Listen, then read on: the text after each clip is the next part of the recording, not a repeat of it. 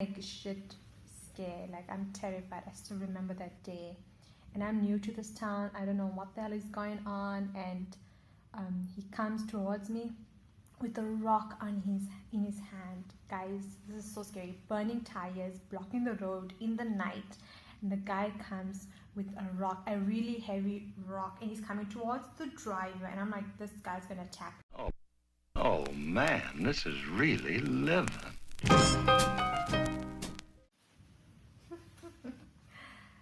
Hi guys, thank you for joining my channel. Ladki, welcome.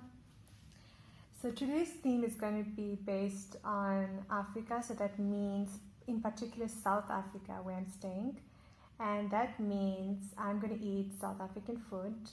So that was my takeaway for lunch, and I'm also going to do a story time, so it's going to be a mukbang as well as story time. So I got this as my takeaway. It's South African food. So by the way, I'm actually a vegetarian, so all this food is going to be vegetarian based. Most of them are vegan based actually. So let's see what I got. Oh yeah. Okay, so this is pap. It's made from mealie meal, which is ground maize. So it's very similar to polenta, which is yellow maize, but this is white maize instead. It's very popular in South Africa. It is their staple food. It's the Xhosa staple food, which means people from Eastern Cape and also people from KwaZulu-Natal. They love maize. Yeah, it's a staple of South Africa basically. So let's get to the next. Next would be chakalaka, which is having it has a taste of, it's pretty much like a South African curry dish because it's spicy, and there's mixed veggies in here, and they also put like beans, small beans that you normally find in beans in tomato sauce, that kind of beans. I forgot the name of that bean. And they also chop in like carrots. What else do they have up here? Let's open it and find out. Yeah, so you can see it looks spicy, very red and spicy, and also oily too. They have onions, bell pepper, carrots, corn, yeah, and it has also like a tomato-ish base taste. It's very yummy and also very popular here in South Africa. Let's see what else I got. I also got fried spinach. So this is just the basic fried spinach. You just fry it, I think, with oil, and they just put salt and black pepper. Nothing much. So it's quite plain, but it's very yummy. Let's get some space.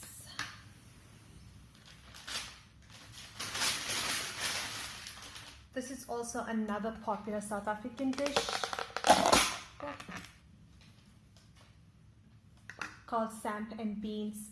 What's actually more popular here is a plain version. So you can see this one has spice.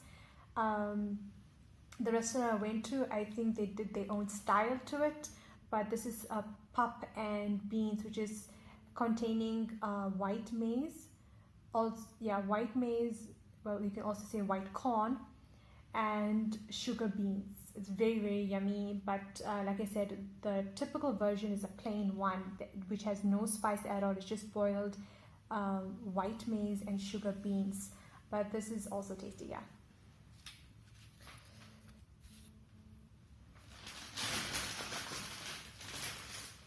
And so the last one I have is butternut. This is also very common over here. Yep. Oh, how do I eat this? Okay, so this pap is a bit hard. Oh, okay, it's a bit hard. and I'm using a plastic fork because I don't want to make so much noise using metal cutlery.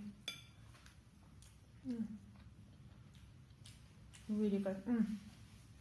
I love the taste of the butternut. It is sweet, it's creamy, and it has also a hint of cinnamon to it, so they really made it well, really nice. And the chakalaka really gives a spice, a really nice kick to this meal. It's fantastic. Oh, I've been there for 3 years. I got a lot to say, but I just want to cut short and tell you the main part of my life in the small town. I don't want to mention the name. So it's based at the border of Lesotho, and it's very, very rural. The closest town is like about 100 kilometers away. And that town is pretty much also rural, but it's more urbanized, but it's also like, yeah, it's a town though. And the closest city was Bloemfontein, which was about 300 kilometers away. And it used to take me like 3.5 hours to drive there.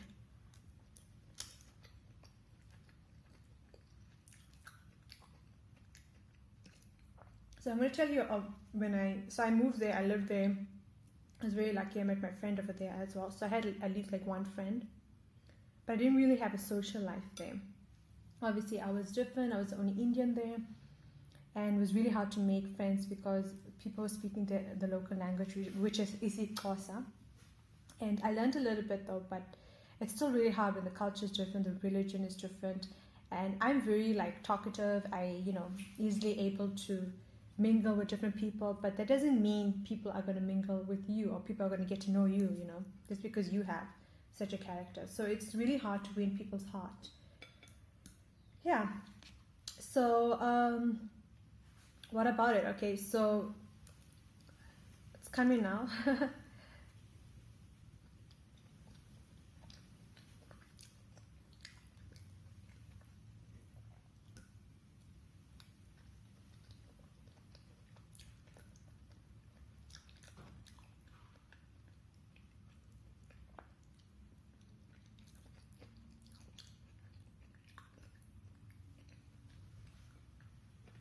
So I go to that town, and I obviously don't know anything about that town, right?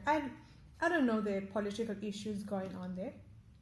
So, but I'm innocent, right? So I'm just going there. I don't know. My family's not from here. And then all of a sudden, when I'm there, people are telling me, "Do you know this town is on a strike?" I'm like, "What?" And they're like, "Yeah." And they're like telling me, "Better watch out." When the town is on strike, there's a lot of criminals out there, and they're taking advantage of that situation and robbing people. And I was like, wow, I didn't know that. And apparently the strike was there like 1 year before I landed there. And I was like, whoa. And it was a war because there was police coming from different towns, and there was also, I think, the military people were there because we were also at the border of Lesotho. So it wasn't politically stable.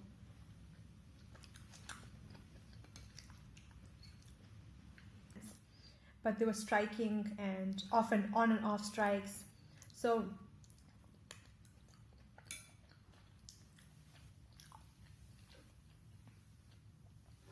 I remember one day that they were striking and all the shops are closed, like all the grocery shops are closed, except the hospital. Obviously the hospital is open, and I was working for a hospital.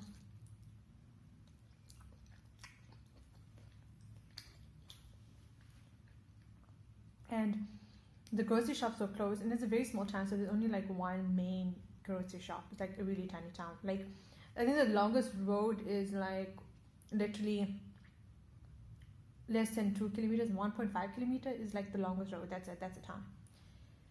And if you want to get your grocery, we had to go to the closest town, which was not on strike, and that was about 90 kilometers out.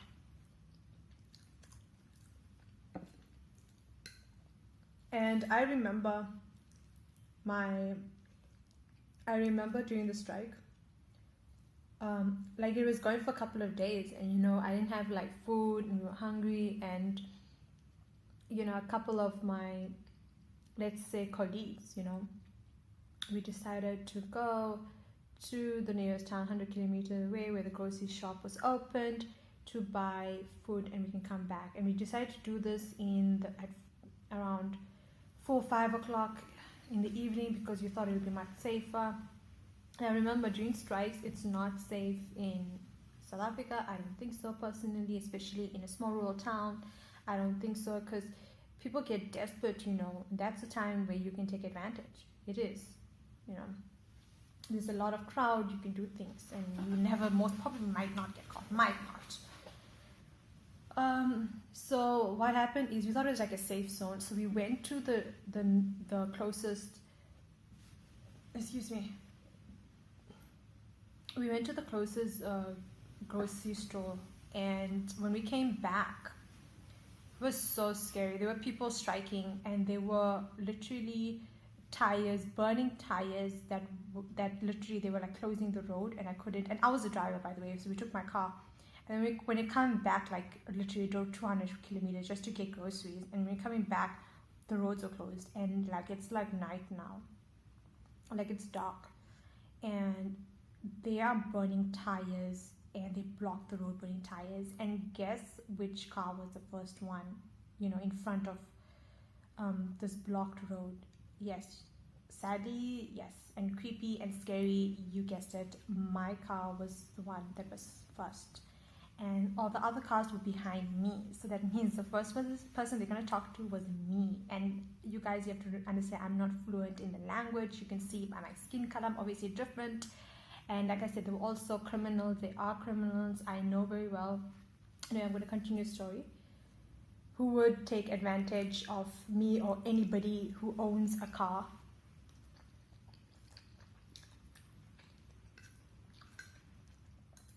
So this guy who acts like he's a leader, so there were a group of people striking, like I think about 30-40 people. They were striking on the road, and literally there's no police anywhere, because I think we're about 10 kilometers out of the town, my town that I stayed in, the rural town I'm talking about. We're about 10 kilometers away, and then they're doing the strike, and obviously there is no police there at the moment. I think the police people are just coming, and the police people, they're circulating the town, So obviously the strikers came. They have tires blocking the entire road. There is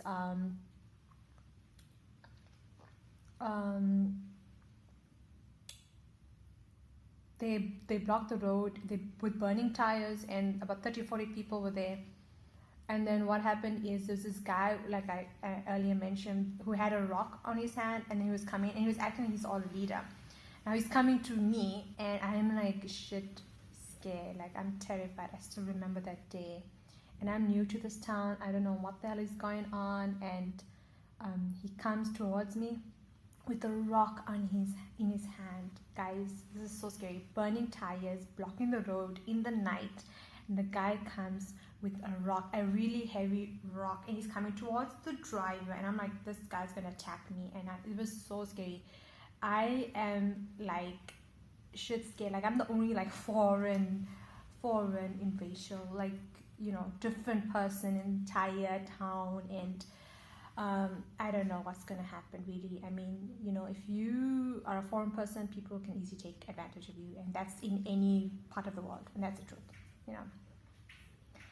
And I was really lucky because I didn't go alone outside. I was with a couple of my colleagues, like I said, who do know the language fluently, the isiXhosa language, and they were with me in the car.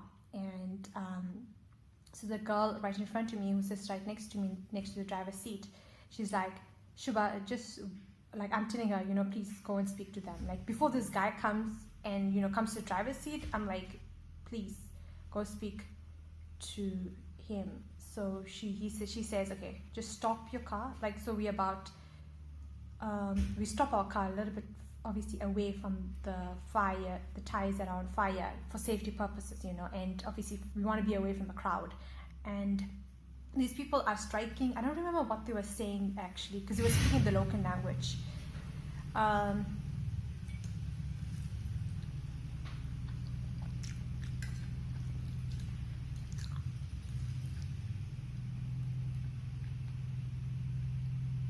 Sorry guys, I'm so slow in eating.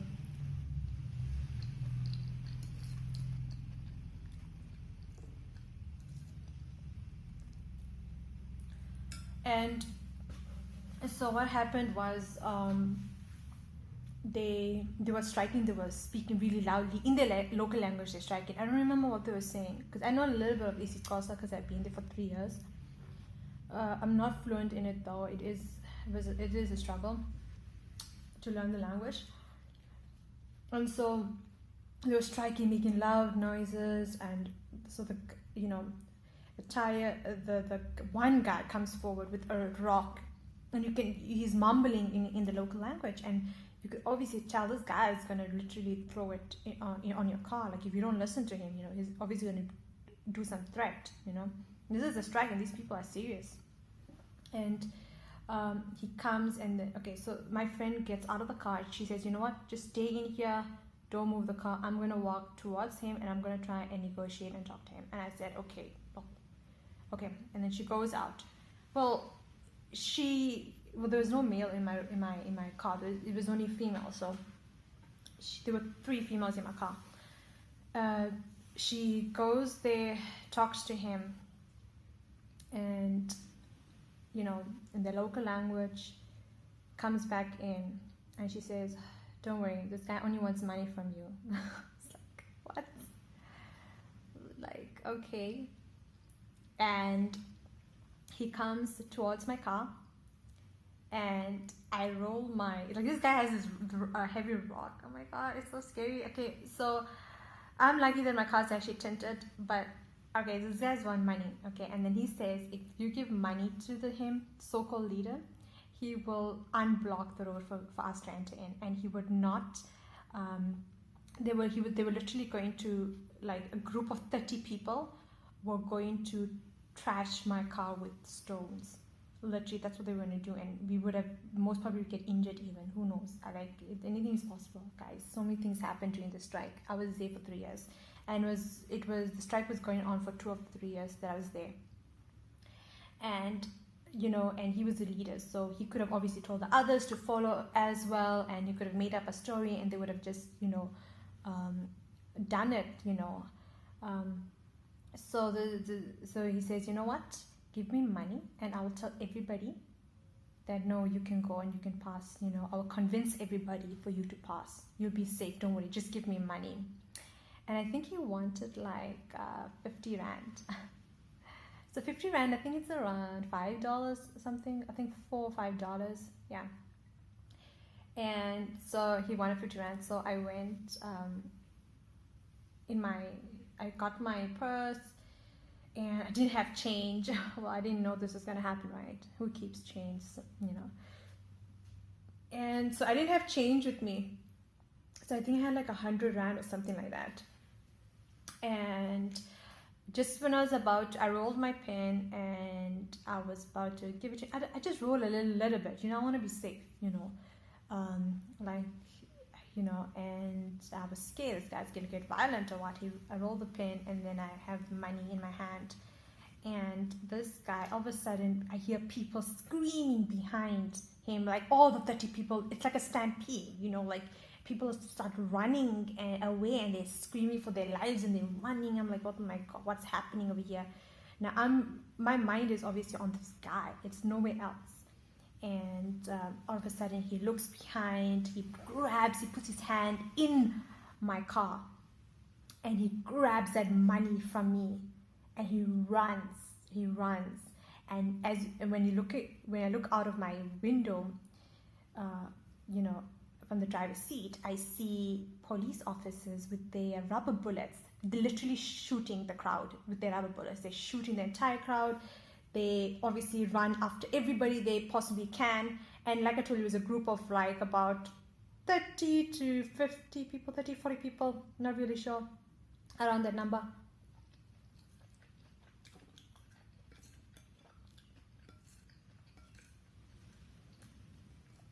And yeah, I mean, it was really scary, guys. And I was like, oh my god, I was like, oh my god, I literally had to, do the brace position, because like the police officer would literally come with the rubber bullets, and I don't know if they were aiming properly. I don't think they were literally just blind aiming. I don't know if that makes sense what I'm saying, but they were just blindly shooting onto the crowd, and I could just hear people scream, and I just immediately put my windshield up.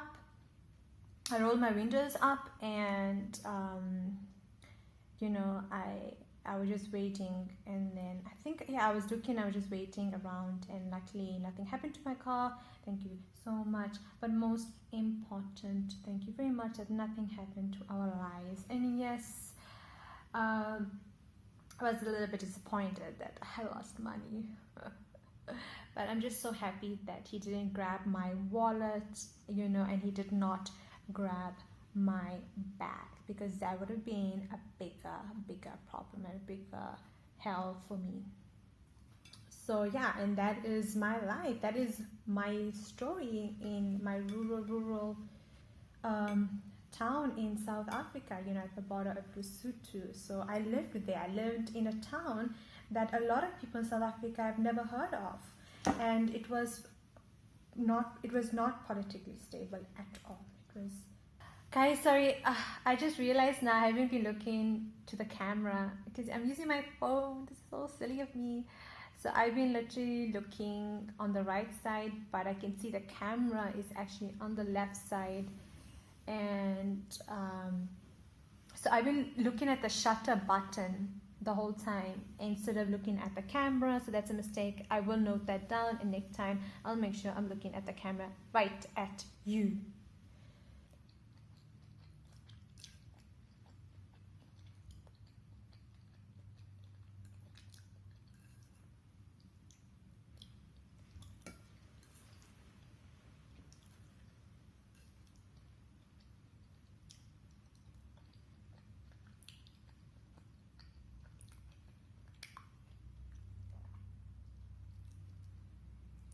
I gotta get used to looking at the camera. My apologies again. I keep on looking at the shutter button so often. And I think it was my brother-in-law was telling me, do you know you haven't been looking at us like the whole time? I'm like, I didn't even notice that while I was editing. That is like so silly of me. But I am noticing now. Oh my god, I was looking at the shutter button the whole time.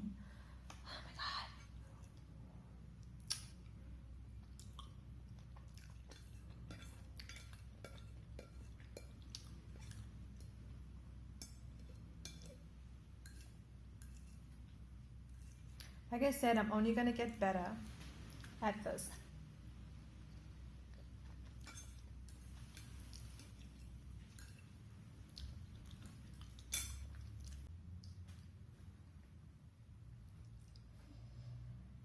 Okay, guys, I am so stuffed. I am so full, but I'm just so happy that I got this time to share you a very important event in my life. Here I go again, looking at the shutter button. Okay, sorry about that. The camera's there, right? Okay, the camera's there, right? Yes, so guys, thanks a lot for joining me for lunch. I really do appreciate it a lot, and please do leave your comments if you did enjoy this. Please give it a thumbs up, and don't forget to subscribe to join me for lunch or dinner, and obviously so you can listen to my fabulous stories. Bye for now, and hope to see you again on my channel, Letki. Bye.